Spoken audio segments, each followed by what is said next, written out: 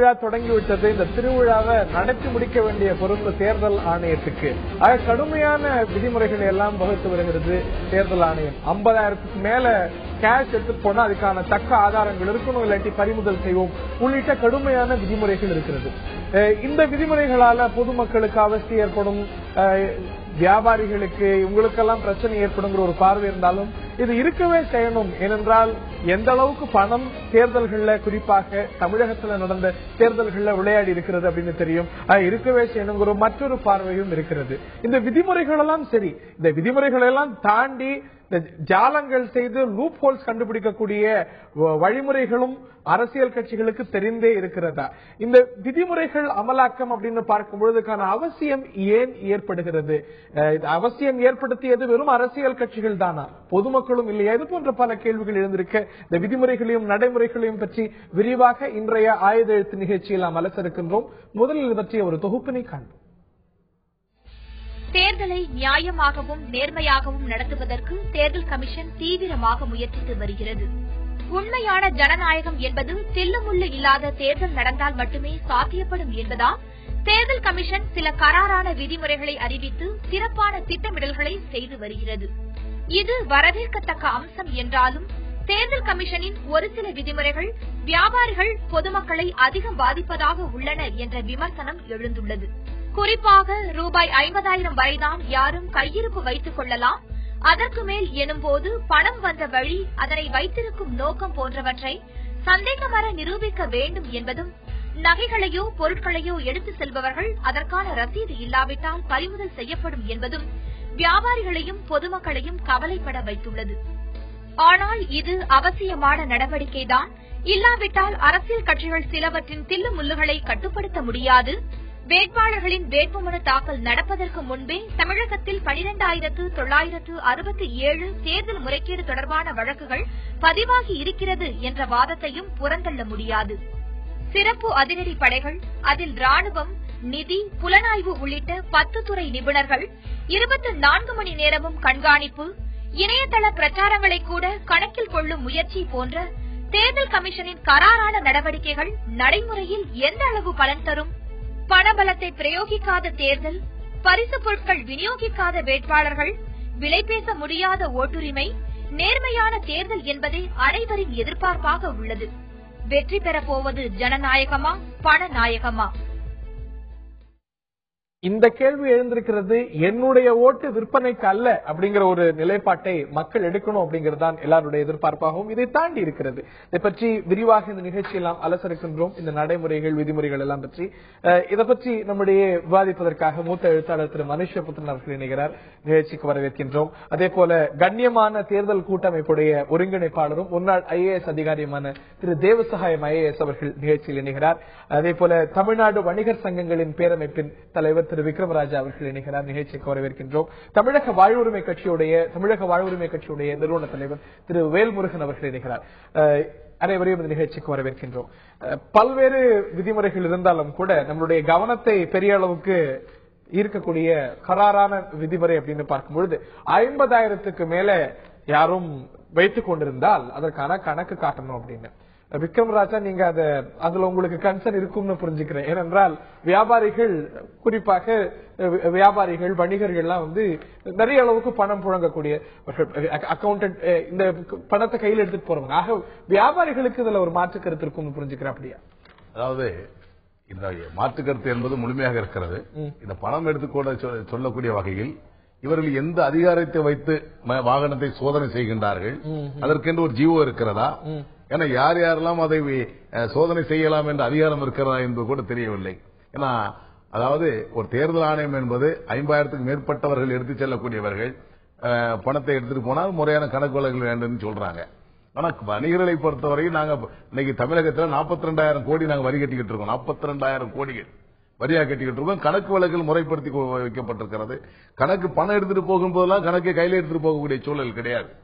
அதே நேரத்தில் எல்லா சமயத்திலும் கேட்கல, இந்த சமயத்துல அவசியம் இருக்குங்கிறது நீங்க எதுக்காக செய்யப்படுது இருக்குன்னு சொன்னா இப்ப நான் தெளிவா உங்ககிட்ட சொல்றேன், இது வரைக்கும் அரசியல்வாதிகள் கிட்ட எங்கேயாவது பணம் பிடிச்சிருக்கோன்னு சொல்லி எங்கேயாவது உங்க காதுக்கு செய்தி வந்திருக்கா? இப்பயே கூட பிடிச்சிருக்கிறதா 2 கோடி அளவுக்கு பிடிபட்டிருக்குன்னு சொல்றாங்க. 2 கோடியே 16 லட்சம் ரூபாய் பிடிச்சிருக்குன்னு சொல்றாங்க. இது அதிகமான சாமானிய வியாபாரிகள், விவசாயிகள், சாமானிய பாமர மக்கள் பணத்தை பிடிச்சிருக்காங்களே தவிர எந்த அரசியல் கட்சி கிட்ட நாங்க இவ்வளவு பிடிச்சிருக்கிறோம். இன்றைக்கு ஒவ்வொரு அரசியல் கட்சிகளும் கூட்டத்தை சேர்ப்பதற்கு நல்லா தெரிஞ்சுக்கிடுங்க, ஒரு நபர் 200 ரூபாய் பணம் கொடுத்து வாகனங்களில் ஏற்றி வருவதாக தகவல் வந்து கொண்டிருக்கிறது. இது அந்த பகுதியில் உள்ள காவல்துறை நண்பர்களுக்கு தெரியும், எவ்வளவு பணம் கொடுக்கறாங்கன்னு தெரியும், அவங்களுக்கு என்ன உணவு கொடுக்கறாங்க. ரொக்கமா 50,000 ரூபாய்க்கு மேல புழங்கும் போது தேர்தல் சமயத்துல எதுக்காக புழங்கும்னு யூகிக்கலாம். அந்த 50,000 எடுத்துட்டு போவானு சொல்ல, அதுக்கு அக்கௌண்ட் காட்டுங்க, எங்க இருந்து வருது, என்ன காரணத்துக்காக போகுது, நீங்க கன்வின்ஸ் பண்ணா அவ்வளவுதான். இல்ல கணக்கு காமிச்சு அவங்ககிட்ட அலைஞ்சி அது மல்லு கட்டி அந்த பணத்தை வாங்குறதுக்குள்ள போதும் போது ஆக போய் சில இடங்களில இந்த பண விஷயத்தில 5,000 10,000 கைவிட்டு கொண்டு கணக்கு பணம் பறிமுதல் செய்யாம போய் கொண்டிருக்கு. தெரியுமில்ல உங்களுக்கு? திரு தேவசகாயம் இந்த அளவுக்கு விமர்சனங்களை பெற்றிருக்கிறது. இது அவசியம் இருந்தாலும் கூட இது நடைமுறையில நிறைய பிரச்சனைகளை அரசியல் கட்சிகளை தாண்டி பொதுமக்களுக்கும் வியாபாரிகளுக்கும் ஏற்படுத்தக்கூடிய கராரான விதிமுறைங்கிறது அவங்களுடைய பார்வை. இவர் சொன்னது சரியான கருத்து தான். இந்த மாதிரி நிலை வந்திருக்க கூடாது. உங்க நிருபர் சொன்னார் இல்லையா, ஜனநாயகமா பணநாயகமான்னு கேட்டாரு. இந்தியாவில் ஜனநாயகமா இருந்திருந்தால் நிலை வந்திருக்காது. ஜனநாயகத்தை பணநாயகமா மாத்தி விட்டாங்க. எப்படி மாறியது? அதுக்கு சின்ன பின்னணி சொல்றேன். நாங்க எல்லாம் எலெக்ஷன் கண்டக்ட் பண்ணும்போது பல வருடங்களுக்கு முன்னால மேக்சிமம் என்ன நடக்குன்னா, கொஞ்சம் கள்ள ஓட்டு போடுவாங்க, அல்லது சில பூத்தை கேப்சர் பண்ணிடுவாங்க, ஓட்ட போட்டு குத்திடுவாங்க. ஆனா அதுல ரிப்போர்ட் வந்த உடனே அந்த பூத்துல ரீஎலெக்ஷன் நடத்தும் அடுத்த நாள். அது சரியாயிரும், மெஜாரிட்டி அது சரியாயிரும், ரீஎலெக்ஷன் நடந்து. அதனால தான் இப்ப இந்தியாவில் நீங்க நினைச்சிருப்பீங்க, மற்ற ஜனநாயக நாடுகள் எல்லாம் அன்னைக்கு ராத்திரியே ஓட்ட கவுண்ட் பண்ணிடுறாங்க, இங்க 2 நாள் கழிச்சு பண்றாங்க. ஏன் காரணம் என்னன்னா, ரீஎலெக்ஷன் பண்ணி அதுக்கப்புறம் அடுத்த நாள் ஓட்டு கவுண்ட் பண்ணணும். அதான் காரணம். இப்ப என்னன்னா அது போயிடுச்சு, அந்த ஓட்டு கள்ள ஓட்டு போடுறது, பூத் கேப்சரிங் எல்லாம் இல்ல மாதிரி ஆகி போச்சு. இப்போ ஓட்டுகளை விலைக்கு வாங்கிடுறாங்க. லட்சக்கணக்கில் கோடிக்கணக்கில் ஓட்டு இன்னைக்கு விரைவலா மாறியாச்சு. விரைவலா மாறதுக்கு அப்புறம் தேர்தலும் ஒரு வியாபாரமா மாறிச்சு. தேர்தல் வியாபாரமா மாறி ஓட்டு விளைபொருளா மாறதுனால உண்மையான வியாபாரிகளுக்கு சங்கடம் வந்துச்சு. இது வந்துடக்கூடாது. இவங்களே ஒத்துழைக்கணும். உண்மையான வியாபாரிகளே ஒத்துழைப்பு. அதாவது இந்த 2014 ஒரு உண்மையான செய்தி இல்ல அதுக்கான காரணிகளை பொறுத்த வரைக்கும் காரணிகள் இருக்கும் பொழுது வியாதி வந்துருச்சுன்னா மருந்து சாப்பிட்டுதான் ஆகணும். மருந்து இப்போ நாங்க எல்லாம் டீடைல் ஆக்சுவலி ஆரம்பிச்சதே நாங்க தான் ஆரம்பிச்சது. 2010 கன்னியமான கூட்டமைப்பு தேர்தல் கூட்டமைப்பு பண்ணி எலெக்ஷனுக்கு முன்னாடி டிஸ்கஸ் பண்ணி, அப்ப குரேஷி எலெக்ஷன் கமிஷன் இருந்தாரு. இந்த விதிமுறைகள் எல்லாம் வகுத்ததே நம்ம தமிழ்நாடு எலெக்ஷன்ல. இந்த 50,000 2011 நாங்க தான் பண்ணோம். 50,000 சார்ந்த விதிமுறை உங்களால வகுப்படுத்துறீங்க. ஆனா அந்த சமயத்துல சிச்சுவேஷன் நான் சொன்ன மாதிரி ஜனநாயகத்தை பணநாயகம் மாத்திட்டாங்க. அந்த நிலையில் இருக்கும்போது இப்போ தேர்தல் கமிஷன் சந்தோஷமா பண்ணல, ஒரு செய்தி வருத்தப்பட்டு தான் பண்றாங்க. இப்ப இந்த 50,000 ரூபாய் அவங்க வச்ச காலக்கெடுக்கு இருந்தப்போ விலைவாசிகள் எந்த அளவுக்கு இருந்து உங்களுக்கு தெரியும். இன்றைக்கு சாதாரணமா 50,000 ரூபாய் எடுத்துட்டு போய் 2 சவரன் நகை வாங்க முடியுமா? நீ கணக்கிட்டு பார்த்தா வாங்க முடியாது. 1 லட்சம் வச்சிடலாமா? அப்படி பார்த்தா குறைந்தபட்சம் ஒரு 3 லட்சம் ரூபாய் வைக்கலாம். இன்றைய விலைப்பாடுகள் 50,000க்கே வியாபாரிகள் கணக்கு காட்டினா அதுங்கிறீங்க. ஆமா, இல்ல வியாபாரிகள் என்பது அடையாள அட்டை நீங்க தாராளமா கொடுத்துடலாம். இன்னைக்கு ரேஷன் கார்டு இருக்கு, ஓட்டு ஐடி கார்டு இருக்கு. அது போன்ற வியாபாரிகளுக்கு என்ன ஒரு அடையாள அட்டை கொடுத்து 3 லட்சம் ரூபாய் வரை இவர் எடுத்துட்டு போலாங்கிற சூழல் கொண்டு வரலாம்ல. இதுல பாக்கும்போது அந்த 50,000 அப்படிங்கறது அவர் சொல்ற மாதிரி சாதாரணமா இப்ப புழங்கக்கூடிய ஒரு பணம் ஆயிடுச்சு. இப்போ ஒரு திருமணத்துக்கு ஏதாவது பர்ச்சேஸ்க்கு போறாங்க, இல்ல அவசரத்துக்கு எடுத்துட்டு போறாங்க அப்படிங்கும்போது அங்க இருக்கக்கூடிய செக் பண்றவங்க கிட்ட மல்லு கட்டக்கூடிய ஒரு சூழ்நிலை அப்படிங்கிறது சமீப சில நாட்களிலேயே ரிப்போர்ட் ஆன ஒரு விஷயம். இல்ல ஆக்சுவலி நான் இன்னைக்கு இந்த ப்ரோக்ராமுக்கு வரதுக்கு முன்னாலே இந்த சீஃப் எலக்டரல் ஆபீசர்கிட்ட பேசினேன், பிரவீன் குமார்கிட்ட. அவர் விரிவா சொல்லிட்டாரு. அதாவது கையில ஏதாவது ரசீட் இருந்தா ஒரு பிரச்சனையே கிடையாது, ஒண்ணு யாரும் டச் பண்ண போறது இல்ல. அப்படியே அதை பண்ணா கூட உடனே அப்பீல் பண்ணி இந்த டெபுட்டி எலெக்ஷன் ஆபீசர் இருப்பாரு பண்ணி அதை ஒரு பூத்துல ஒரு இடத்துல இன்னொரு இடத்துக்கு போறாங்க, பணத்தை வாங்க போறாங்க, பத்திரிகை இல்லை அப்படிங்கும்போது அவசியம் இல்லாம நோக்கம் யாருக்கும் பிரைப் கொடுக்கறதுங்கிறது இல்லைங்கும் பொழுது நான் என்ன சொல்றேன், இது நடக்கிறது துரதிருஷ்டமாக நடக்குது. இந்த மாதிரி சிச்சுவேஷன் வந்திருக்க கூடாது. இந்த மாதிரி சிச்சுவேஷன் வந்திருக்க கூடாது. இன்னொரு மருத்துவமனைக்கு செல்றாரு ஒருத்தர், ஒரு ஹார்ட் பேஷண்ட் ஆயிட்டாரு, மருத்துவமனைக்கு செல்றாரு. அவருக்கு எவ்வளவு பணம் கட்ட சொல்றாங்க? ஒரு கைகால் முறிந்து போச்சு, ஒரு விபத்து உள்ளாயிடுச்சாருன்னு சொன்னா 1 லட்சம் ரூபாய் 1.5 லட்சம் ரூபாய் கெட்டாதான் சிகிச்சை பெறணும்னு சொல்றாங்க. இந்த 1.5 லட்சம் ரூபாய் எடுத்து அவசரமா மருத்துவமனைக்கு போகும்போது இவங்க பிடிச்சு வச்சுக்கிட்டு இது என்ன ஆவணம் நீ சொல்லி கொண்டு வாடி சொன்னா இதை காட்டுவாரா, மருத்துவமனையில போற உயிரை காப்பாத்துறதுக்கு போவாரா? சிந்தனை சொல்லுங்க. திரு மனுஷபுத்திரன், இந்த விதிமுறைகள் கராரானதுங்கிற ஒரு பார்வை இருந்தாலும் கூட அதுக்கான அவசியங்களும் காரணிகளும் இருக்கவே செய்கின்றனங்கிறது மட்டும். கண்டிப்பா இதுல 2 விஷயம் பார்க்கணும். அதாவது அரசியல் கட்சிகளுக்கு கார்ப்பரேட் நிறுவனங்கள் கொடுக்கக்கூடிய மிக பெரிய அளவிலான நிதி எந்த அடிப்படையில் கொடுக்கப்படுகிறது, யார் கொடுக்கிறார்கள் என்பதை ஆர்டிஐல கொண்டு வரணும்னு சொன்னா அதை விட மாட்டேங்கிறாங்க. ஆனா ஒருத்தர் 50,000 ரூபாய் இல்லைன்னா 1 லட்சம் ரூபாய் பஸ்ல எடுத்துன்னு போனா அவரை பிடிச்சு கொண்டு போய் விசாரணை பண்றாங்க. இது என்ன சிஸ்டம் எனக்கு உண்மையிலே புரியல. இன்னொரு விஷயம் என்னன்னா, எலெக்ஷன் கமிஷனோட இந்த ரோலை பொறுத்த வரைக்கும் அது கொஞ்சம் கொஞ்சமா எவால்வ் ஆகி வந்திருக்கு. அதாவது முன்னாடி எல்லாம் ஒரு சார் சொன்ன மாதிரி பூத் கேப்சரிங், அப்புறம் கள்ள ஓட்டு போடுறது, இன்னும் நிறைய மால் பிராக்டிசஸ் நடந்திருக்கு. இன்னைக்கு நீங்க ஓரளவு பாத்தீங்கன்னா எலெக்ஷன்ங்கிற அந்த விஷயம் மேக்சிமம் ஃபேரா நடக்கிறதுக்கான ஒரு இடத்தை நோக்கி நம்ம வந்திருக்கோம். இது ஒரு நாள்ல நடக்கல. நிறைய விதிமுறைகள், திருத்தங்கள், மாற்றங்கள் எல்லாமே பண்ணி இந்த இடத்துக்கு வந்திருக்கு. அதனால நிச்சயமா எலெக்ஷன் கமிஷன் கடந்த ஒரு 10-15 வருஷத்துல ரொம்ப பாசிட்டிவா நிறைய விஷயங்களை பண்ணிருக்கு. ஆனால் அவர்கள் இதற்காக பண்ணுகிற பல விஷயங்கள் நடைமுறைகள் மக்களுக்காக ஜனநாயகத்திற்காக பண்ணக்கூடிய விஷயம் மக்களுடைய உரிமைகளை பறிக்கக்கூடியதாக இருக்கு. இப்ப ஒண்ணு இல்ல, இன்னைக்கு நம்ம வணிக சங்கத்துல இருந்தா சார் வந்திருக்காங்க. எனக்கு நல்லா தெரியும், இன்னைக்கு 50,000 ரூபாங்கிறது ஒரு மணியே இல்ல. ஒரு பிசினஸ் பொறுத்த வரைக்கும் சாதாரண ஒரு டீ கடைக்காரரு, ஒரு பெட்டி கடைக்காரரு, அவங்க எல்லாம், அதாவது நம்ம ஏதோ 50,000 ரூபாய் மணியே இல்லன்னு சொல்றேன். 50,000 ரூபாய்க்கு மேல இருந்தா ஒரு ஓட்டுக்கு 1000 ரூபான்னு வச்சு 50 ஓட்டு எல்லாமே ஓட்டுக்கு கொடுக்கறதுக்கு அந்த பணத்தை கொண்டு போறாங்கன்னு மொத்த சொசைட்டி நீங்க குற்றங்கள் அதாவது ரொம்ப வெளிப்படையா சொல்றேன் சார். எலெக்ஷன் ப்ராசஸ் ஆரம்பிச்ச உடனே அந்தந்த தொகுதியில பணம் கொண்டு போய் பெரும்பாலான கட்சிகள் செட்டில் பண்ணிட்டாங்க. இதை சொல்றதுல எந்த இதுவுமே இல்லை எனக்கு. அப்ப இப்ப போயிட்டு நம்ம இப்ப அவங்க ஏதோ இன்னசென்டா போயிட்டு ஒரு பேக்ல மஞ்சள் பையில போட்டு பணத்தை எடுத்துட்டு போற மாதிரி சொல்றதுங்கிறது இந்த எலெக்ஷன் ப்ராசஸே நம்ம புரிஞ்சுக்கலன்னு அர்த்தம். அதாவது எலெக்ஷன் கமிஷனோட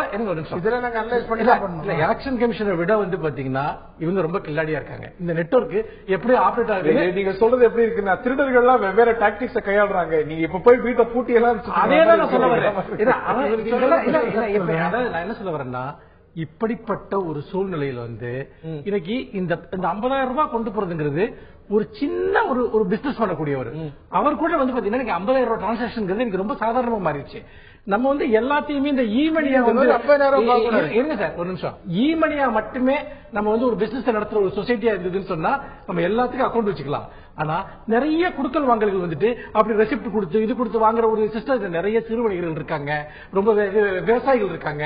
அப்போ இந்த பணப்புழக்கம் என்பது நிறைய நேரம் பேங்கிங் சிஸ்டத்துக்கு வெளியே தான் நம்ம சொசைட்டில பெரும்பகுதி ஆபரேஷன் நடந்துட்டு இருக்கு. திடீர்னு ஒரு நாள் போயிட்டு நீ எல்லாத்தையும் பேங்கிங் சிஸ்டம் வழியா ரெசிப்ட் வழியா நீ காட்டுன்னு சொன்னா இது உண்மையிலேயே சொல்ற ஒரு த்ரெட்டனிங் பண்ணக்கூடிய ஒரு விஷயம். பார்வைகள் இதுல இருக்கவே செய்யுது. பண்ருட்டி வேல்முருகன் ரொம்ப சுருக்கமா இதுல ஒரு 50,000 பார்க்காது. இப்ப என்ன நார்மல் சேனல் என்ன பண்றாங்கன்னா, இந்த எலெக்ஷன் இந்த ஆரம்பத்துல பட்டுவாடா பண்றது கடைசி வாரத்துல பட்டுவாடா ஆகும். மற்ற டைம்ல கேஷ் மூவ் ஆகிட்டே இருக்கும். ஆனா இப்ப போன தடவை பண்ணதுனால இப்ப ரொம்ப அலர்ட் ஆயிட்டாங்க. இந்திய கேஷ் மூவ் ஆயிருக்கு, வேற விதமான மெத்தட்ஸும் பண்றாங்க. இப்போ அந்த கூப்பன் கொடுக்கறது மற்றபடி கொடுக்கறது எல்லாம் பண்ணிக்கிட்டு இருக்கிறாங்க. ஆனா 50,000 ஒரு நோஷனலா தான் பார்க்கணும். நீங்க ஃபேக்ட் இஸ் பணம் போய் கடைசி வாரத்தில் நிறைய லட்சக்கணக்கான கோடிக்கணக்கான பணம் புழங்கி போகுது. போன தடவை இதே மாதிரி தான் நடந்தது. 2011 இதே மாதிரி ரேடிங் நடக்கும் போது கடைசி நிமிஷத்துல இவங்களால பணம் கொடுக்க முடியல. தூக்கி இறங்கிட்டு தான் போறாங்களே தவிர எந்த பார்ட்டி ஜாஸ்தி பணம் கொடுத்தோ அந்த பார்ட்டியில போன தடவை ஜெயிக்க முடியல. அதாவது சைக்கலாஜிக்கல் எஃபெக்டும் வரும். அதாவது இப்படி ரேட் வெறும் பிசிக்கல் பணத்தை எடுக்க அரசியல் கட்சிகளுக்கு அச்சத்தை ஒரு டெட்டரண்டை ஏற்படுத்துங்கிறது உங்களுடைய பார்வையா இருக்கு. ஆக அதுக்கான அவசியம் இருக்கவே செய்யுது. நிச்சயமா மக்களுக்கும் பல தரப்புக்கும் இதுல அசௌகரியங்கள் இருந்தாலும் இதற்கான அவசியமும் சேர்ந்து இருக்கிறதுங்கிறது மறுதரப்பு பார்வையாக இருக்கிறது. இதுல ஒத்துழைப்பு வெறும் அரசியல் கட்சிகள் மட்டும்தான் செய்ய வேண்டி இருக்கிறதா? இது போன்ற அவசியம் ஏற்படாமல் தடுக்க மக்களுக்கும் பங்கில்லையா? நான் திரு பண்ருட்டி வேல்முருகன் அவர்கள்ட்ட கேட்க விரும்புகின்றேன். இதற்கு முன்னாடி முதல் செக்மெண்ட்ல நடந்த விவாதத்தை பார்த்திருப்பீங்க. வியாபாரிகள் கஷ்டப்படுறவங்க ஒரு பார்வையும் கஷ்டம் தான், ஆனா அதுக்கான காரணம் ஏற்படுத்தப்பட்டிருக்கு அப்படின்னு. பொலிட்டிக்கல் கிளாஸ் இந்த அளவுக்கு எல்லாரும் சிரமப்படுத்தி தேர்தல் கமிஷன் இந்த அளவுக்கு ஒரு கடுமையான விதிமுறைகளை கொண்டு வர வேண்டிய அவசியத்தை ஏற்படுத்தி இருக்கிறது இன்றைய அரசியல் கட்சிகள் அப்படிங்கறத மறுக்க முடியுமா திரு வேல்முருகன்? மறுக்க முடியாது. இந்திய தேர்தல் ஆணையம் பல்வேறு விதமான மாற்றங்களை கொண்டு வந்திருக்கிறது. பல்வேறு விதமான நல்ல திட்டங்களை உருவாக்கி இருக்கிறார்கள். அது வரவேற்கக்கூடிய ஒன்றுதான். ஆனால் அதே தேர்தல் ஆணையம் இந்திய அளவில் இருக்கிற மிகப்பெரிய கட்சிகள் என்று சொல்லக்கூடிய காங்கிரஸ், பாரதிய ஜனதா போன்ற கட்சிகளுக்கு ஆயிரக்கணக்கான கோடிகள் தங்கள் கட்சிக்கு அதிகாரப்பூர்வமாக வர வைக்கப்படுகின்றன. ஊடகங்களின் வாயிலாக, பத்திரிகைகளின் வாயிலாக படிக்கின்ற போது ஒரு கட்சிக்கு 2000 கோடியும் ஒரு கட்சிக்கு 1200 கோடியும் வர வைக்கப்பட்டதாக இருக்கிறது. என்றைக்காவது அந்த கட்சிக்கு தலைமையை தேர்தல் ஆணையம் ஊடகங்களின் வாயிலாக, பத்திரிகைகளின் வாயிலாக இந்த 2000 கோடி ரூபாயை எதற்கு நீங்க செலவிட்டீர்கள், இந்த 2000 கோடி ரூபாய் பொதுமக்களிடத்திலோ தொழிலதிபர்களிடத்திலோ மிகப்பெரிய பன்னாட்டு நிறுவனங்களிடம் வாங்கி அப்படி ஒரு கட்சி நடத்த வேண்டியதற்கான செலவினங்கள் இருக்கிறதா? இது போன்ற அபிடவிட்ல தேர்தல் ஆணையத்துடைய நடைமுறைகள் வாயிலாக இது தெரிய வருது. இன்னொன்னு, இந்த அளவுக்கு பிரம்மாண்டமான தொகையை வாங்கி பெற்றாலும் கூட இந்த பட்டுவாடா அப்படிங்கிறது ஒரு 50,000 60,000 நீங்க எங்க பிடிக்கணும், பிடிக்க வேண்டிய இடத்தை விட்டுவிட்டு இங்க வணிக சங்க பேரமைப்பு தலைவர் சொன்னது போல, ஐயா சொன்னது போல, இங்க சாதாரண அன்றாடம் இருக்கிற ஏழை எளிய வியாபார பெருமக்களிடத்திலும், மருத்துவமனைக்கு போறவங்ககிட்டையும், கூலிகள்கிட்டையும், விவசாயிகிட்டையும், வணிக மக்கள்கிட்டையும் நீங்க இவ்வளவு கரார் காட்டுற தேர்தல் ஆணையம், நான் என்ன கேட்கறேன் அப்படின்னா, இத்தனை ஆயிரம் கோடிகள் இந்த கட்சிகளுக்கு வருது. இப்ப ஏன் தேவை? இப்படியா நீங்க வசூல் பண்ணி எத்தனை ஆயிரம் கோடி வேணுமோ தங்களுடைய அக்கௌண்ட்ல ரைட் ராயில நாங்க 1000 கோடி வசூல் பண்ணணும் அறிவிக்கிற அளவுக்கு ஏன் இவங்களை வாங்க நீங்க அனுமதிக்கிறீங்க? பிடிக்க வேண்டியவங்களை விட்டுட்டு சாதாரண மக்கள் அப்படி துன்புறுத்துவதா அப்படிங்கறதா இந்த பேனலுடைய பெரும்பாலானவருடைய பார்வையா இருக்கிறது. இல்ல என்ன கேட்க வரேன்னா, தேர்தல் ஆணையம் என்பது அது இப்ப மேலை நாடுகள் இருப்பது போல இந்த அடிப்படை செலவினங்கள் ஒவ்வொரு தேர்தல் கட்சியும் சாக்கு சொல்றாங்கல்ல, நாங்க அதுக்கான செலவு இதுக்கான செலவு இன்னைக்கு 35 லட்சம் 70 லட்சம் உயர்த்தி கொடுக்குறாங்கல்ல, இது எல்லாத்தையுமே ரத்து பண்ணுங்க. உங்களை மாதிரி ஊடக நண்பர்கள் வாயிலாக தேர்தல் வாக்கு கேட்க வைங்க. பல்லாயிரக்கணக்கான லட்சக்கணக்கான மக்களை கூட்டத்தை நிறுத்துங்க, மாநாடுகளை நிறுத்துங்க, பிரியாணி கொடுக்கறத நிறுத்துங்க, தலைக்கு 1000 கொடுக்கறத நிறுத்துங்க. இதற்கெல்லாம் தேர்தல் ஆணையம் விதிமுறைகளை கண்டுபிடிங்க, விதிகளை திருத்துங்க. எதுக்கு வீணா சுவரொட்டிகள், எதற்கு கொடி தோரணங்கள், எதுக்கு கட்டவுட்டுகள், எதுக்கு பாலாபிஷேகங்கள், எதுக்கு தாம்பலத்தில் பணம் போடுற கலாச்சாரம், இவற்றையெல்லாம் முழுவதும் கட்டுப்படுத்துவதற்கு தேர்தல் ஆணையம் பல்வேறு மாற்றங்களை கொண்டு வரலாம். கட்டுப்படுத்தி ஒரு சிலதை கட்டுப்படுத்திருக்கிறார்கள். இன்னமும் கட்டவுட்டு கலாச்சாரம் இருக்கிறது, இன்னமும் கொடி தோரணங்கள் கலாச்சாரம் இருக்கிறது. என்னுடைய அனுமதி இல்லாமல் என்னுடைய வீட்டு சுவர்களிலே பல வண்ணங்களில் யாரோ 20 ரூபாய் எழுதி விட்டு போகிற அந்த கலாச்சாரம் இருக்கிறது. அதை துணிந்து அந்த அரசியல்வாதியை எதிர்த்து ஒரு அவுட் சைடர் மாதிரியே பேசுறீங்க. நான் அரசியல்வாதிகளாக இருந்தாலும் நான் மாற்றத்தை விரும்புகிறேன். என்னை பொறுத்தவரையில் நான் அரசியல்வாதியாக இருந்தாலும் நான் 2 முறை கட்சியோ நீங்கள் அங்கம் வகித்த கட்சியோ உங்க கட்சியோ இது மாதிரி பேனரே வச்சதே கிடையாதா? இல்ல நீங்க சப்போர்ட் செய்யக்கூடிய கட்சி ஒழிக்கணும், அது மாற்றப்பட வேண்டும். தேர்தல் ஆணையம் இவற்றுக்கெல்லாம் நீங்க தேர்தல் ஆணையம் ஒழிச்ச பிறகுதான் நான் கட் அவுட் வைக்க மாட்டேன், நான் போஸ்டர் வைக்க மாட்டேன், நான் பால் அபிஷேகம் செய்ய மாட்டேன் ஒரு அரசியல் கட்சிகள் நிலைப்பாடு எடுக்கும். இல்ல நீங்க கண்டிப்பா நீங்க எல்லாமே நீங்க சட்டத்தின் ஆட்சி தான் நடந்து கொண்டிருக்கிறது. சட்டத்தின் மூலம் தான் எல்லாத்தையும் கட்டுப்பாட்டு கொண்டு வரோம், சட்டத்தின் மூலம் தான் அதை கண்ட்ரோல் பண்றோம். அப்ப நீங்க இது எல்லாம் ஃப்ரீ பண்ணி விட்டுட்டு அப்புறம் இதுக்கான செலவுகளுக்கு பணம் எடுத்து போறவன மட்டும் நான் கேட்கிறேன், தமிழ்நாட்டிலோ இந்தியாவிலோ என்றைக்காவது பெரிய கட்சிகளுடைய தலைவர்கள் கொண்டு சென்ற பணத்தை நீங்க கையகப்படுத்துறீங்களா? அவர் சொன்ன மாதிரியே 3 மாசத்துக்கு முன்னாடி கிளை வாரியா, ஊர் வாரியா, பூத்து வாரியா கொண்டு போய் பணம் பட்டுவார் ஆயிடுது. இன்னைக்கு எந்த தேர்தல்ல நீங்க இவ்வளவு சமீப காலமா தேர்தல் ஆணையம் செக் போஸ்ட் பிடிக்கிறீங்க, பிடிக்கிற பணம் சில ஆண்டுகளுக்கு சில மாதங்களுக்கு கைத்து இந்த வியாபாரிகள் ஏதோ சீட்டை கொண்டு கொடுத்து வாங்குறாங்க. நான் கேட்கிறேன், எந்த தேர்தலில் பணம் பட்டுவாடா செய்யாமல் ஓட்டுக்கு 500 இருந்து 1000 ரூபாய் கொடுக்காம தேர்தல் நடந்து கொண்டிருக்கிறது? கடந்த 4 பொது தேர்தலுக்கான காரணம் யார்? நீங்க தேர்தல் ஆணையம் தேர்தல் ஆணையம் தான் பணப்பட்டுவாடா செய்ய சொல்லுங்க. நீங்க அதற்கான விதிகளை நீங்க உருவாக்குங்க. சரியான தீர்வை நோக்கி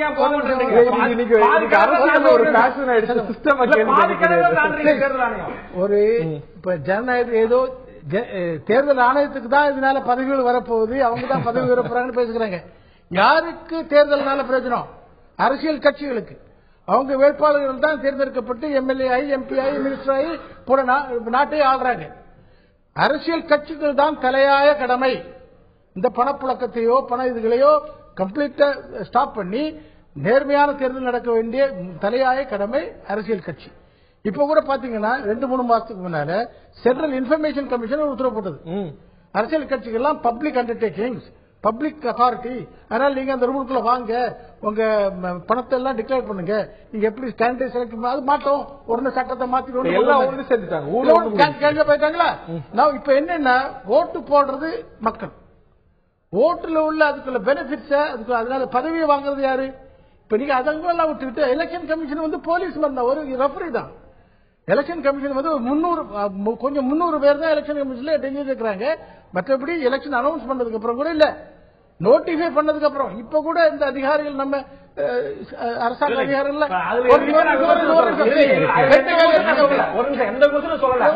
சாதாரண மக்கள் நான் எக்ஸ்பிளைன் பண்ணட்டும். சாதாரண மக்கள் தான் பணம் வாங்குறாங்க, எல்லாம் தண்டிக்கப்படுறாங்க. பணம் வாங்குறது ஸ்டாப் பண்ணிட்டாங்கன்னா யாரும் தண்டிக்கப்பட மாட்டாங்க. இது எப்படி கிடையாது, பணம் வாங்குறது ஸ்டாப் பண்ணிட்டாங்க பணம் வாங்குறாங்க, அதை ஏன் ஸ்டாப் பண்ண மாட்டேங்கிறீங்க?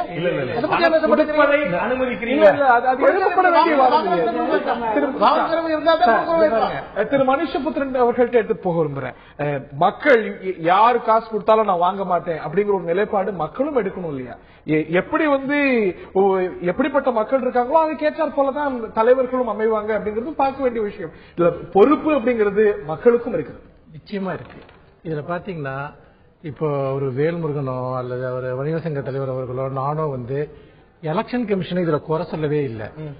நடைமுறைகளை இம்ப்ரூவ் பண்ணணும், அதை இன்னும் பீப்புள் ஃப்ரெண்ட்லியா மாத்தணுங்கிறது தான் எங்களுடைய ஒரு ஆர்குமெண்டே தவிர எலெக்ஷன் கமிஷன் ஏதோ குற்றவாளிக்குள்ள நிறுத்தி வச்சு நாங்க யாருமே பேசல. நான் ஆரம்பத்திலே சொன்னேன், இந்த நடைமுறைகள் எல்லாம் பல விதத்துல எலெக்ஷனை மேம்படுத்தி இருக்கு அப்படின்ட்டு.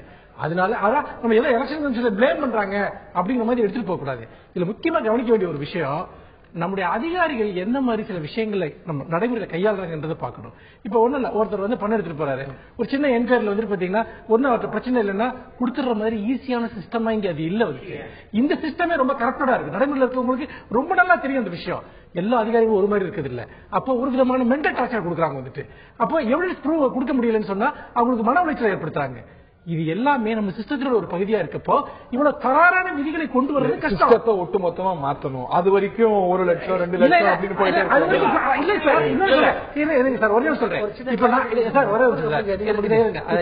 ஒண்ணு இல்ல, எலெக்ஷன்ல முறைகேடுகள் நடக்குது, ஒரு கட்சி ஓட்டுக்கு பணம் கொடுக்குது, இந்த மாதிரி பல விஷயங்கள் புகார்கள் பதிவாகுது.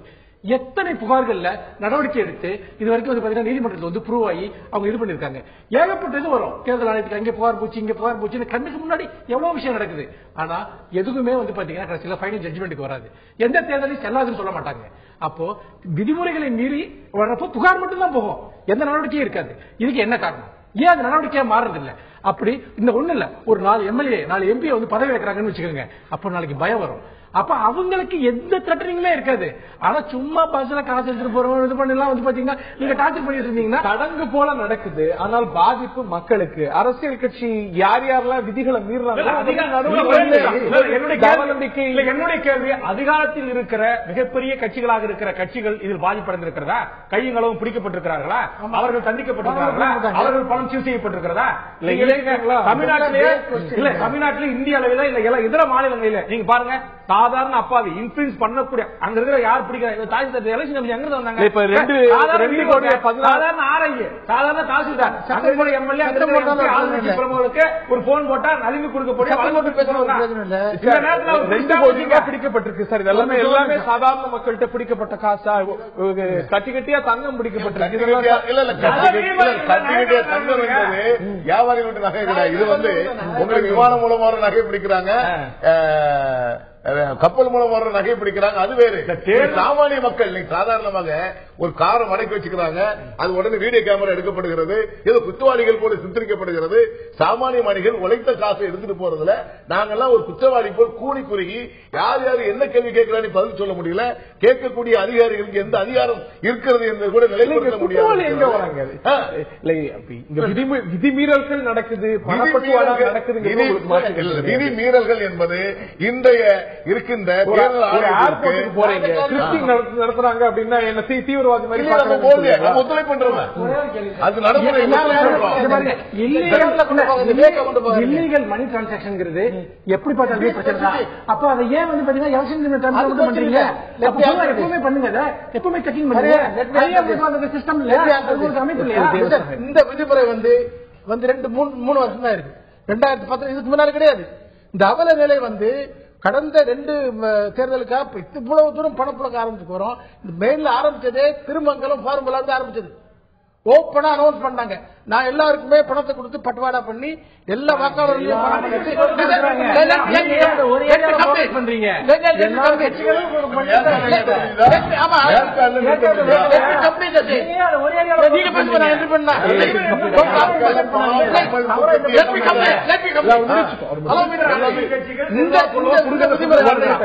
இந்த விதிமுறை வந்து முதல் முறையா பீகார்ல 2010 கொண்டு வந்தாங்க, தமிழ்நாடுல 2011 கொண்டு வந்தாங்க. 2-3 வருஷம் ஆச்சு. இந்த விதிமுறை வந்திருக்கவே கூடாது. இது வருத்தப்படத்தக்க ஒரு விதிமுறை தான் இது. ஆனா இது வந்ததுனால இப்ப ஆரம்பத்தில் என்ன பண்ணிருக்காங்க, அதாவது தேர்தல் முதல்ல சொன்னது மாதிரி தேர்தல் வந்து வியாபாரமா மாறி வாங்கும் பொருளா விற்கும் பொருளா மாறி எல்லாரும் பணத்தை கொண்டுதான் இன்னும் 1000 ரூபாய் கொண்டுதான் கேட்கறாங்க, இவங்க பணத்தை கொண்டு கொடுக்குறாங்க. எல்லாமே தேர்தல் கமிஷன் செக் பண்றதுக்கு இந்த மாதிரி ஒரு மெத்தட் ஆரம்பிச்சிருக்காங்க. அது பாட்டுக்கு இந்த தேர்தலில் பணம் வாங்க மாட்டோம், ஊழல் இல்லாம பண்ணுவோம் வந்துட்டா இந்த விதிமுறை அப்படியே போயிடும். இந்த விதிமுறை இருக்காது. இந்த விதிமுறைக்கு எனக்கு 1000 ரூபாய் கொண்டா மக்கள் தேர்தல் நாணயமாக கண்ணியமாக நடந்தால் இந்த விதிமுறைக்கு தேவையில்லை. இந்த விதிமுறை ஒரே கருத்து கட்சிகளுக்கு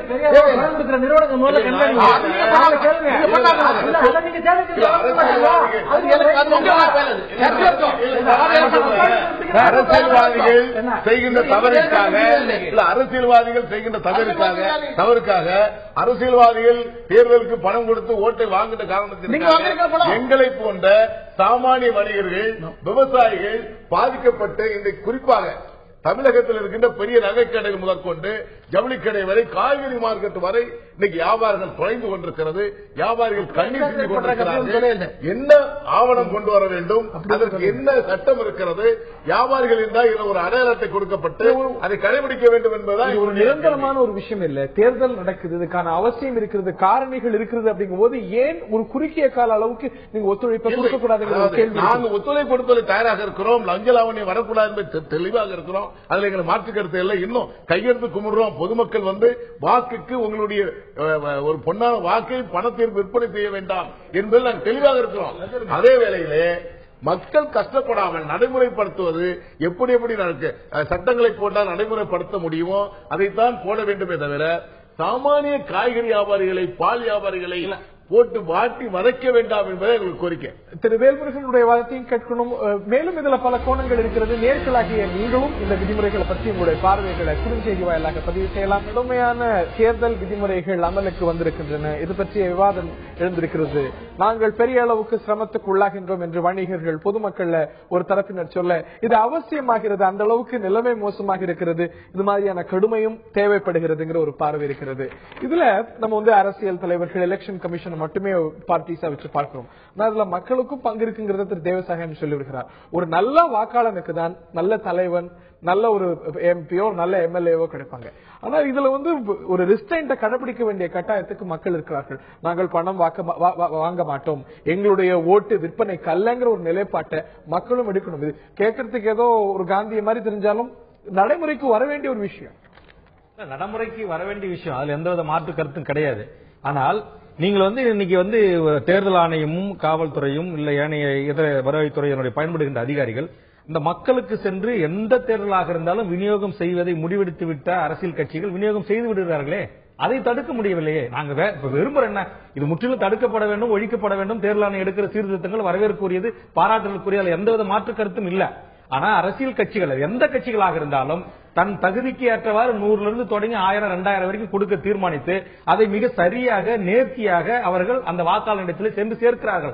அதை தடுப்பதற்கு தேர்தல் ஆணையம் கூறிய நடவடிக்கை எடுக்க வேண்டும் என்பது எங்களுடைய பார்வை. ஆனால் அதே நேரத்தில் நீங்கள் அனைத்து செக் போஸ்டுகள் அமைத்துக் கொண்டு வருகின்ற சாதாரண மக்களிடத்திலிருந்து வியாபாரி மக்களிடத்திலிருந்து அவர்களுடைய அன்றாட தேவைகளை பூர்த்தி செய்ய முடியாமல் அதை தடை போடுவதும் அதை தடுத்து நிறுத்துவதும் என்பது நீங்க இன்னைக்கு தேர்தல் ஆணையம் கைப்பற்றப்பட்ட பணம் இன்னைக்கு பெரும்பான்மையா இருக்கிற பணங்கள் வியாபாரிகள் பணங்களாக இருக்குது. இது எந்த அரசு 99% அரசியல் கட்சி பிரமுகர்களிடம் கைப்பற்றப்பட்ட பணங்கள் அல்ல. இதுவரையில் நடந்த தேர்தல்களில் கைப்பற்றப்பட்ட பணங்கள். அதே மாதிரி திருப்பி ஒப்படைக்கின்ற போது நீங்க பாருங்க, இது கணக்கில் வராத பணம் தேர்தல் ஆணையத்திலிருந்து இல்ல ஒரு அரசியல் கட்சி லம்பா இங்க இருந்து வாங்கிட்டு எடுத்து போனது கைப்பற்றப்பட்டு அது முழுக்க அரசு உரிமை ஆக்கப்பட்டது என்கிற செய்தியும் மிக குறைவு. ஆக நாங்க என்ன கேட்கிறோம், நானே ஒரு அரசியல் கட்சி தான். நானே 4 முறை தேர்தலை சந்தித்தவன், 2 முறை வெற்றி பெற்று 10 ஆண்டுகள் சட்டமன்ற உறுப்பினர் ஆகியவன். ஆனா ஒவ்வொரு அரசியல் கட்சியும் என்னுடைய தகுதிக்கு என் கட்சி சார்பா 100 ரூபாய் ஒரு வாக்காளர் கொடுக்க முடியும்னா அதை எப்படியாவது கொண்டு போய் சேர்த்துறானே. இல்ல நீங்கள் அங்கம் வைத்த அரசியல் கட்சி நீங்க இருக்கக்கூடிய காலத்துல செஞ்சது உண்டோ? அதுதான் நான் சொல்ல வரேன். எல்லா அரசியல் கட்சிகளும் அவருடைய எண்ணிக்கை அவருடைய தகுதிக்கு ஏற்றவாறு அவர்கள் அந்த பணத்தை கொண்டு போய் சேர்த்து பார்ட் ஆஃப் த ப்ராசஸ். இல்ல அதை தடுக்கிறதுக்கு நடவடிக்கை எடுங்கன்ற நான் அதை சொல்ல வரேன். நான் இப்ப ஒரு கட்சியிலிருந்து நான் விலகி தனியாக ஒரு கட்சி தொடங்கி இருக்கிறேன். நான் தொடங்கப்பட்ட கட்சியிலிருந்து நீங்க உறுப்பினரா இருந்த கட்டத்திலையும் இது மாதிரி விஷயங்கள் செய்ய வேண்டி இருந்தோம். கொடுக்கல, இந்த முறை கொடுக்கலங்கிறது தானே நான் தோற்கடிக்கப்பட்டிருக்கிறேன். கொடுத்துருக்கேன். அது எதுக்காக நான் சொல்ல வரேன்னாக்க அதை போய் சேருது இல்ல, கண்டிப்பா போய் சேரும். அதை மறுக்க முடியுமா? இப்ப சொன்னாங்க இடைத்தேர்தல், பல இடைத்தேர்தல் நடந்திருக்கு. ஒவ்வொரு இடைத்தேர்தலும் ஒவ்வொரு வாக்காளருக்கு 500 இருந்து 1000 2000 வரை பட்டுவாடா செய்யப்பட்டிருக்கிறது. துணிமணிகள் பட்டுவாடா செய்யப்பட்டிருக்கிறது. மூக்குத்தி இன்னும் அந்த உள்ளாட்சி தேர்தல் நடைபெறுது பாருங்க. அப்ப ஒவ்வொரு பட்டுவாடாவை எப்படி, அதாவது கார்பரேட் கம்பெனிகளுடைய வரவெல்லாம் நம்ம தடுக்கணும் கட்டுப்படுத்தணும். இந்த பட்டுவாடாவை எப்படி வேற எப்படி தடுக்க முடியும்? அதை தடுப்பதற்கு தேர்தல் ஆணையம் இருக்கிற அரசியல் கட்சிகள், வணிக பெருமக்கள் எல்லாரும் அதுதான் அதை முழுவதுமாக தடுப்பதற்காக. டி எஸ் கிருஷ்ணமூர்த்தி அவர்கள் முன்னாள் இந்திய தலைமை தேர்தல் ஆணையர் அவர்களும் நம்முடைய இந்த பகுதியில் இணைகிறார். அவரை இந்த நிகழ்ச்சிக்கு வரவேற்கின்றோம். இது வந்து தும்பை விட்டு வாழ பிடிக்கக்கூடிய ஒரு விஷயமா சில பேர் பார்க்கிறாங்க. இதனால் மக்களுக்கு சிரமம். கார்பரேட் கம்பெனிகள்ல இருந்து அரசியல் கட்சிகளுக்கு டொனேஷன் வந்துட்டு இருக்கு. அதெல்லாம் தடுக்காம மக்களுக்கு சிரமம் உண்டாக்கக்கூடிய இந்த விஷயத்தை செய்வதா அப்படிங்கிற பார்வை இந்த நிகழ்ச்சியுடைய பங்கேற்பாளர்கள் பெரும்பாலானவருடைய கருத்தாக இருக்கிறது. திரு டி எஸ் கிருஷ்ணமூர்த்தி, இந்த பணம் பட்டுவாடா செய்யறது ரொம்ப காமனா போயிடுச்சு நம்ம பர்டிகுலர் தமிழ்நாட்டில். பட் பல மாநிலங்களும் இருக்கிறதாக வதந்தி இருக்கிறது.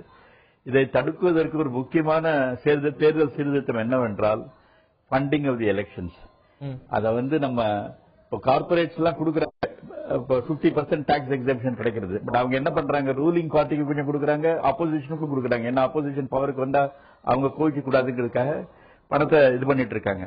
அவங்களுக்கு எல்லாம் 50% டாக்ஸ் எக்ஸம்ஷன் கொடுக்குறாங்க. நான் என்ன சொல்றேன்னா, இந்த எலெக்ஷன் பூராவே எலெக்ஷன் கமிஷன் ரெஸ்பான்சிபிலிட்டி எடுத்துக்கிட்டு நேஷனல் எலெக்ஷன் ஃபண்ட் ஃபார்ம் பண்ணி அதுல 100% டாக்ஸ் எக்ஸம்ஷன் கொடுக்கலாம். பட் இந்த கம்பெனிக்கும் அரசியல் கட்சிக்கும் ஒரு நெக்ஸஸ் இருக்கக்கூடாது. இந்த பணம் டைரக்டா எலெக்ஷன் ஃபண்டுக்கு போகணும். இந்த எலெக்ஷன் ஃபண்ட்ல இருந்து எலெக்ஷன் நடத்தணும். இது சாத்தியமா என்று கேட்டால் நிச்சயமா சாத்தியமா, கொஞ்சம் டைம் எடுக்கும் இம்ப்ளிமெண்ட் பண்றதெல்லாம். ஆனால் இதுக்கு பெரிய சட்ட அமெண்ட்மெண்ட் வேணும். சட்டத்தை அமெண்ட்மெண்ட்னா தான் நமக்கு இந்த மாதிரி மாற்றங்களை கொண்டு வர முடியும்.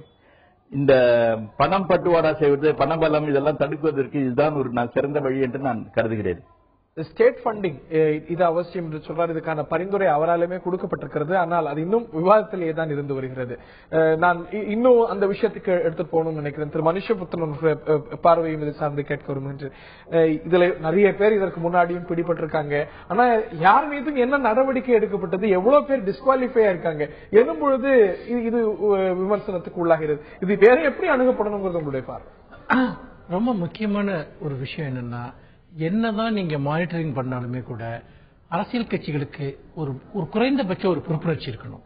ஏன்னு கேட்டீங்கன்னா, இந்த டெமோக்ரஸில இதை முழுக்க முழுக்க ஒரு பிசினஸா மாத்தினதன் வழியா நம்ம இந்த டெமோக்ரஸி கொடுக்கக்கூடிய அத்தனை விதமான நம்ம வாய்ப்புகளை நம்ம எதிர்காலத்தில் இழக்க போறோம் அப்படிங்கிறத புரிஞ்சுக்கணும். ஏன்னா மக்கள் என்ன நினைப்பாங்கன்னா, ஓட்டுங்கிறது நம்ம உரிமைங்கிறது போய் அது நம்ம விலைக்கு வாங்கக்கூடிய ஒரு பொருள் அப்படின்னு நினைக்கிறதுங்கிறது ஜனநாயகத்திற்கு நல்லதில்லை. அது முதல் விஷயம்.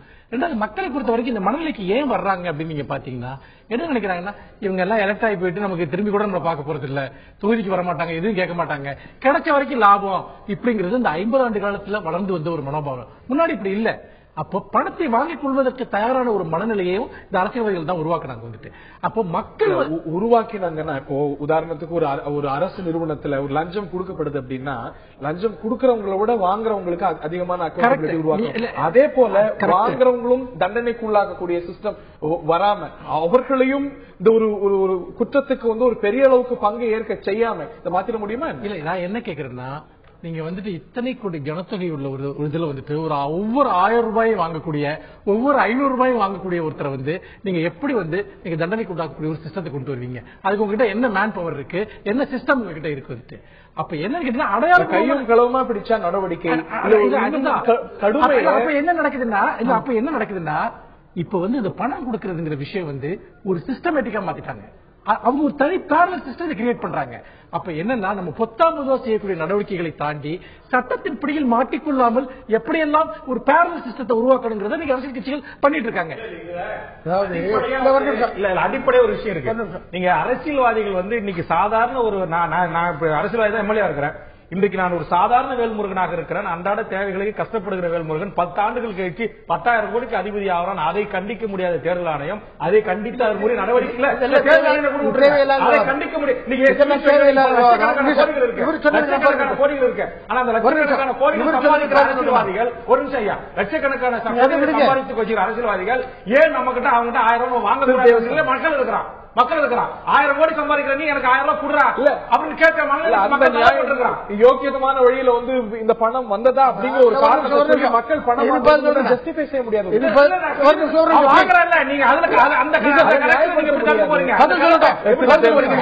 பேசிட்டே இருக்காங்க. அதாவது ஓட்டுன்னா என்ன? அடிப்படை உரிமை. நீங்க ஓட்டை வச்சு இன்னைக்கு ஒரு சாதாரண தொழிலாளிகள் கூட டெய்லி 500-600 வருமானம் கிடைக்குது. ஒரு வாரத்துக்குள்ள வருமானத்தை உனக்கு அடிப்படை உரிமையே விற்கிறது ரெடி ஆயிட்ட. நம்பர் 1 உனக்கு மானத்தையே விற்கிறது ரெடி ஆயிட்ட. 2 வருஷத்துக்கு அப்புறம் நீ ஒரு குடிமகனும் இல்லை, ஒரு மானம் உள்ள மகனும் இல்லை. அந்த மாதிரி சிச்சுவேஷன் போது சொல்ற 500 ரூபாய் வாங்கி 2 வாங்க அது அப்படி அந்த கணத்துல பார்க்க கூடாது. ஓட்டுங்கிறது யுவர் ஃபண்டமெண்டல் பேசிக். ஒரு போதை பழக்கத்துக்கு அடிமையாக்கிட்டு அப்புறம் நீ போதை ஊசி கேட்கறிய நியாயமா அப்படின்னு கேட்டா அப்படிதான்.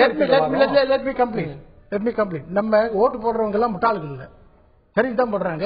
நம்ம வாக்காளர் நல்ல புத்திசாலிகள் தான்.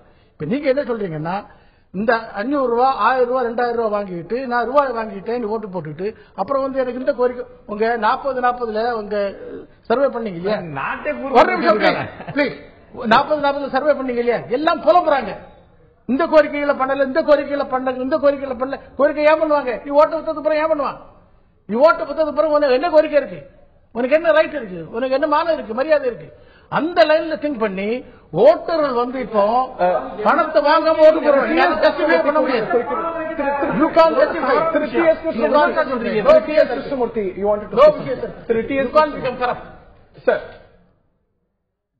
பணம் கொடுக்கறது வாக்காளர்களும் வாங்குறாங்க, வேட்பாளர்களும் கொடுக்கறாங்க.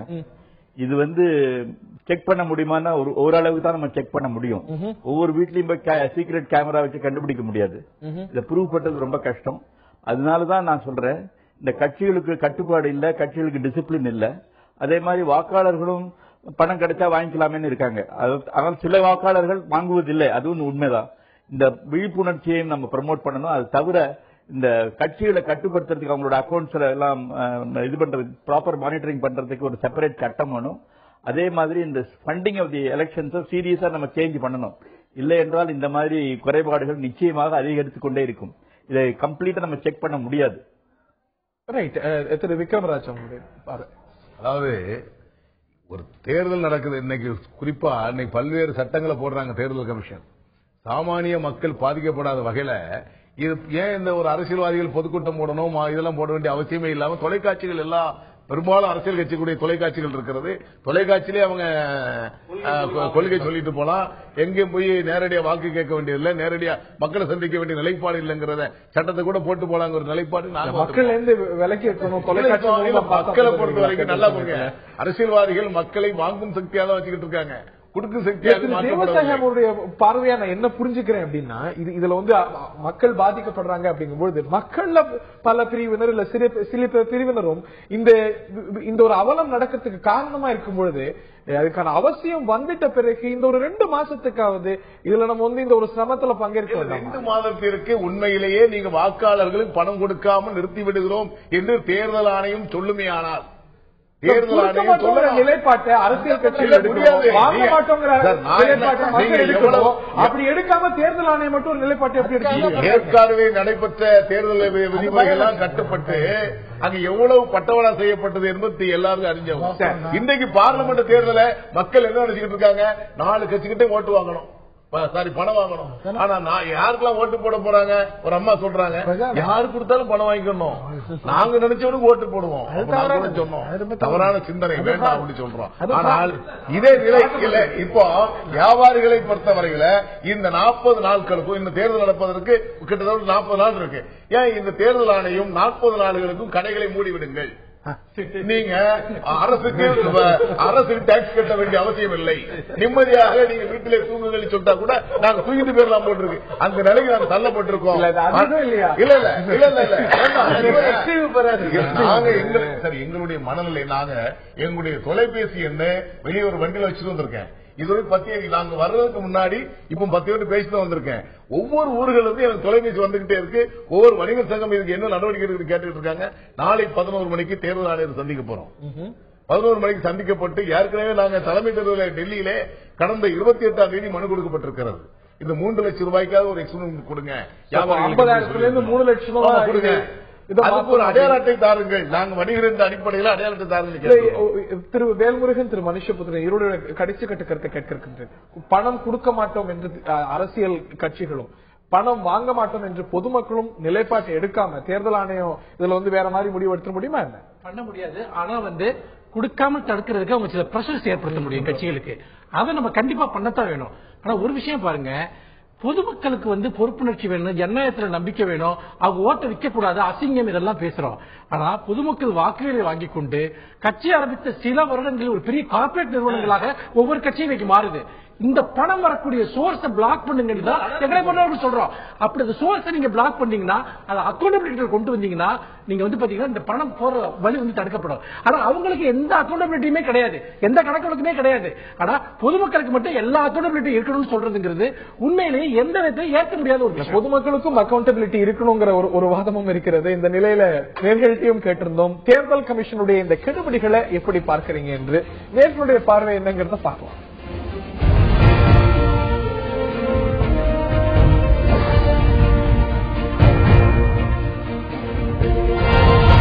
இந்த கெடுபிடிகள்லாம் தேவைதான் அப்படின்னு 43%, தேவையில்லை என்று 40%, குறைத்துக் கொள்ளலாம் என்று 17% தங்களுடைய பார்வைகளை பதிவு செய்திருக்கிறார்கள். இதுல மேலும் நாம் அதாவது 17% இதை குறைத்துக் கொள்ளலாம் என்றும், தேவையில்லை என்று 40% கூட்டுங்க அப்படின்னு நீங்கள் பாருங்க, தேவை என்று 43% சொல்றாங்க.